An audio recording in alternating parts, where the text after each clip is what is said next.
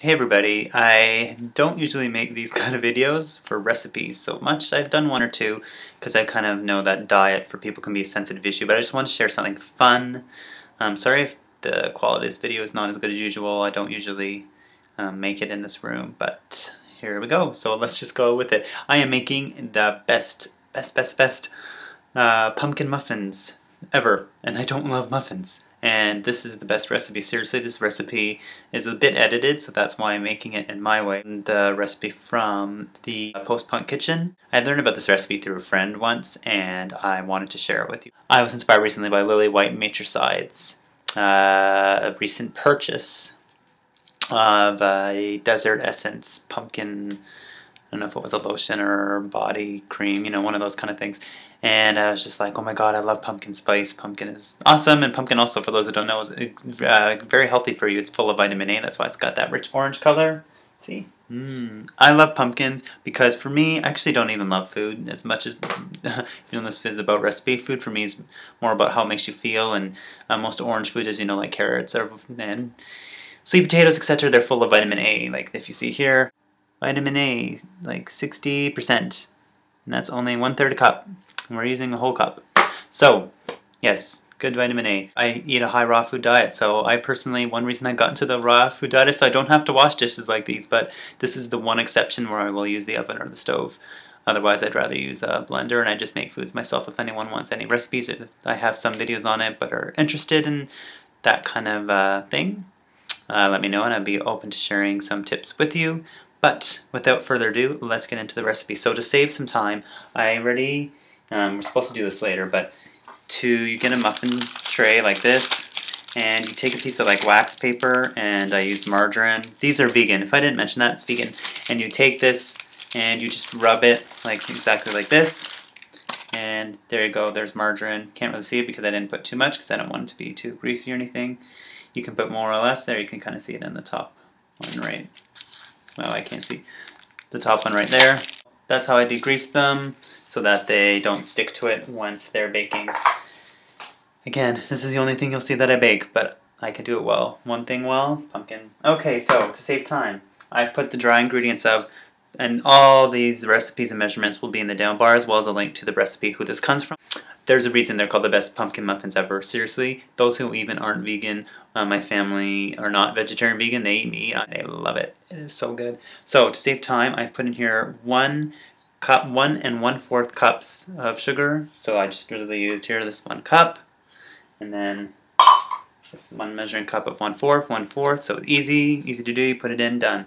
And for the flour is 1 3/4 cups. So you use 1 cup, and then 3 of these 1/4 cups. There you go, into there. Next is use a big bowl for the dry ingredients, and you can use a smaller one for the wet, which I'm going to get into. So next we're going to put the dry ingredients of the spices. Now I don't have any cloves right now, so I'm not putting cloves in. There very often I don't put cloves in, and it still tastes amazing, or allspice, which is called for in the recipe, so that's why I'm saying it still tastes amazing. So here's a tablespoon. I know I've measured of baking powder. So here we go, tablespoon baking powder into the bowl that you can't see, the bowl down in there. I'll show you the bowl once I'm mixing it, how I mix it, so don't worry. Next is cinnamon. I love cinnamon. One tip I found yesterday was if you want to try a natural gum alternative, I may try this sometime, but it's kind of strange, is chew cinnamon sticks, and that's sort of a natural way to freshen your breath. You may try that.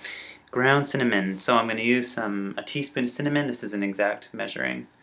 I usually just use a different one, but just to be extremely accurate. Ginger. Ginger, especially the best is if you have fresh ginger, but I just have ground ginger, which the recipe does call for as ground, but so it asks for 1/2 teaspoon of ground ginger. Here is about half. Here, let me see, I don't want to spill it. It's about 1/2 teaspoon ginger. In we go. Next is nutmeg. I love nutmeg, it's one of my favorite spices. I'm going to take nutmeg, again, about 1/2 teaspoon of nutmeg. If you put a bit more, you can. Again, depends on your taste. We have our dry ingredients done, I'm pretty sure now. That was pretty easy. Is that all of it? You can also put a bit of salt in, but I don't like. Salt can help bring the flavor out, but I personally don't like salt. and things as much, so I don't do that. So next is you're going to use pumpkin. Now make sure it's not mixed with anything, that is pure pumpkin. You know, if you want to take a cup of pureed pumpkin from a can, don't use pumpkin pie mix as it says in the recipe. So again, I'm just using this. This is what's available, and I like them. I've bought them many times. They're great. It's pure pumpkin, 100% pumpkin, nothing else. So you're going to take a cup of that, and we're going to put it into the other bowl. Oh, pumpkin. A cup. Right in there to the bowl. There's another small bowl. Alright, make sure you get it all in there. Now next is half a cup of soy milk. This one is vanilla soy milk. It's organic, that is non-GMO, which is very important to me. Yeah, soy is one of the most genetically modified foods, so make sure it's organic if you ever do have soy.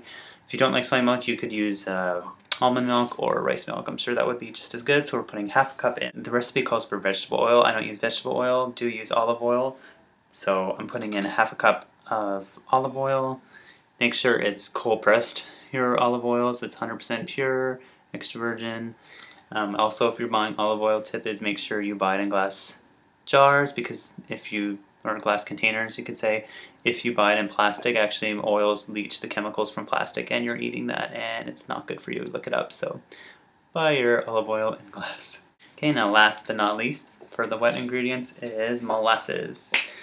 This one is just regular fancy molasses. I like this one because even though it's just the name brand from the grocery store, it has no preservatives, so there's nothing else in it. It's just plain fancy molasses. 2 tablespoons of this molasses. So here, it looks like a big mess.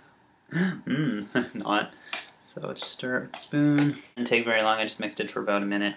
And you see it looks like this. I had forgot to stir the dry ingredients first. I suggest that you do that. See, this is all the stuff in there. Stir it very well. That's before you add the wet into the dry. So I'm just going to stir it with this. It smells really good. It smells like harvest. And I would not be eating this on a regular basis from sugar in there. I prefer to get sugar from fresh fruit instead. But you gotta live and have fun sometimes. This orange deliciousness into there. This is poured in, so now we gotta stir it together. So just using a spoon, stir like this and kind of fold it in. Keep stirring it like this. It's gonna be more doughy. There's still some white bits in, as you can sort of see. So you just keep stirring like this. Just sort of fold it like this. And stirring about a minute, nice and thick. You can even try a small taster and stuff out of the bowl. Perfect. You can taste the spices, but it's still sweet enough. Again, here it is. I use the margarine as a reminder with the wax paper that I put in there and now you just sort of spoon it in. I put 2 tablespoons of the mixture in each. Again, do it so basically so that's even and to your liking. So now we're going to put this into the oven at 400 degrees. And you should put it in for about, it says 18 to 20 minutes. I like to put it in for about 20, because I want to make sure it's really cooked. And I'll be back once they're done, and you can see how good they are. I'm going to have one. You can have it when it's warm, or when it's not. I like it when it's warm. Again, I don't really use the oven. All the work, yum. It's really hot. Look at the steam.